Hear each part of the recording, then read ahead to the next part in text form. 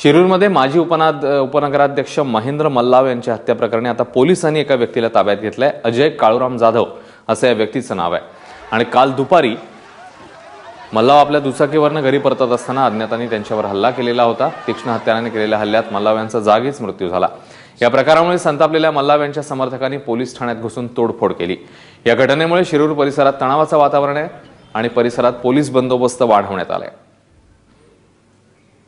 अधिक माहिती घेऊया, आपले प्रतिनिधी मिकी घई आपल्या सोबत आहेत। तर मिकी, कसं वातावरण आहे शिरूर परिसरातलं आत्ताचं आणि जी व्यक्ती ताब्यात घेण्यात आलेली आहे तिची पार्श्वभूमी काय आणि ज्याचा शोध सुरू आहे तो कुठे कुठे सुरू आहे?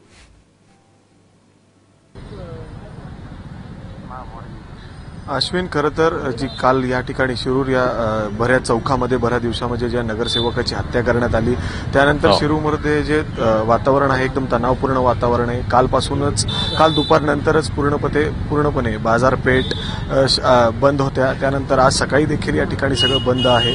त्याचबरोबर शाळा देखील बंद आहेत। कॉलेजेसमध्ये सुट्टी देण्यात आलेली आहेत। आपल्याबरोबर सध्या शिरूरचे काही नागरिक आहेत या ठिकाणी जे राहणार आहेत। पहिल्यांदाच त्यांचा अनुभव आहे असं काही शिरूर पूर्णपणे बंद आहेत, त्यांच्याकडून जाणून घेऊयात, त्यांच्याशी थोडीशी बातचीत करूयात। काय सांगतात, असं काही जी घटना घडली पहिल्यांदाच घडली?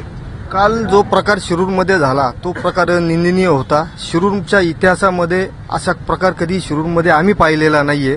सर्व जाती धर्माचे लोक या ठिकाणी राहतात। सर्व समाजामध्ये सर्व जाती प्रकारचे जे सण असतात त्या सणामध्ये एकत्र स्वरूपाने आम्ही सगळेजण कामं करत असतो, परंतु कधीही न पाहणारी घटना शिरूरमध्ये काल घडली आणि ह्या घटनेमुळे शिरूरमध्ये फार तणावाचं वातावरण आहे आणि आम्ही सुद्धा ह्या कधी न पाहिलेल्या घटनेमध्ये ह्या गोष्टी आम्ही पाहून आम्ही सुद्धा ह्या गोष्टी भारावून गेलो आहे। या गोष्टी शिरूरमध्ये न घडता।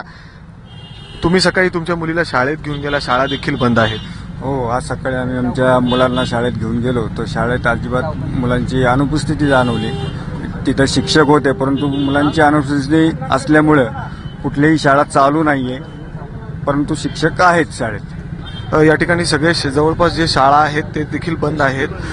त्याचबरोबर शाळेचे काही विद्यार्थी देखील आहेत जे शाळेमध्ये परत जाऊन आलेले आहेत। कुठल्या शाळेत शिकतो तू? RMD English medium school. म्हणजे शाळा बंद आहे, सुट्टी दिली का?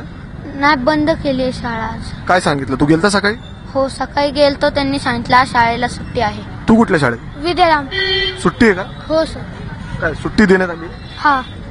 तर या ठिकाणी हे 6वीतले विद्यार्थी आहेत, दोन्ही वेगवेगळ्या शाळेतले, दोन्ही शाळा बंद आहेत। या ठिकाणी सुट्टी देण्यात आलेली आहे। त्याचबरोबर पूर्ण बाजारपेठ बंद आहे। काय त्रास लोकांना या ठिकाणी सांगा? आता काल झालेल्या घटनेमुळे संपूर्ण जनजीवनच विस्कळीत झालेलं आहे, कारण शिरूर नगरीची ओळख ही आतापर्यंत अतिशय शांत आणि सुसंस्कृत अशा प्रकारची ही ओळख शिरूरची होती। पण कालचा जो प्रकार झाला त्या प्रकाराने अख्खा शिरूर तालुका हादरून निघालेला आहे। सगळीकडे दहशतीचं वातावरण आहे आणि योगायोगाची गोष्ट म्हणजे काल शाळेला सुट्टी असल्यामुळं संपूर्ण कॉलेजचे विद्यार्थी देखील आहेत जे परत आलेले आहेत। काय सांगशील, सुट्टी का कॉलेज? हा, कॉलेजला सुट्टी आहे आज। बंद आहे का? परत जाऊन आलोय।